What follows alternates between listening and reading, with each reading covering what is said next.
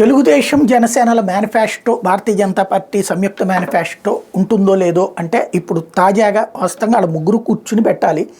ఇప్పుడు ఒక సంచలనాత్మకమైన నిర్ణయం తీసుకున్నారు.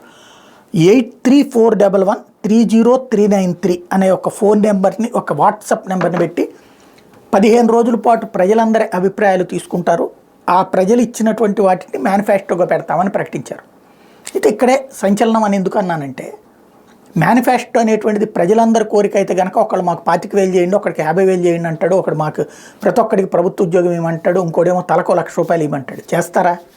మేనిఫెస్టో అనేది నీ దగ్గర ఉన్న వనరులు ఎంత, ఆ వనరులతో నువ్వేం చేయగలవు, అది నమ్మాలి అంటే ఆ వనరులతో ఎట్లా చేయగలం అనేది చెప్పాలి. గతంలో మేనిఫెస్టోలో ఏదైతే సంపూర్ణ రుణమాఫీ, రైతు రుణమాఫీ, డ్వాక్రా రుణమాఫీ అప్పుడు అడిగితే 83,000 కోట్ల రూపాయలు అవుతుంది కదా అంటే, సంపద ఎట్లా సృష్టించాలో నాకు తెలుసు, నాకు తెలియదా ఏంటి ఫ్రెండ్స్ అంటూ తమ్ముళ్ళు అంటూ మాట్లాడుకొచ్చారు చంద్రబాబు. తీరా చూస్తే చేయగలిగారా?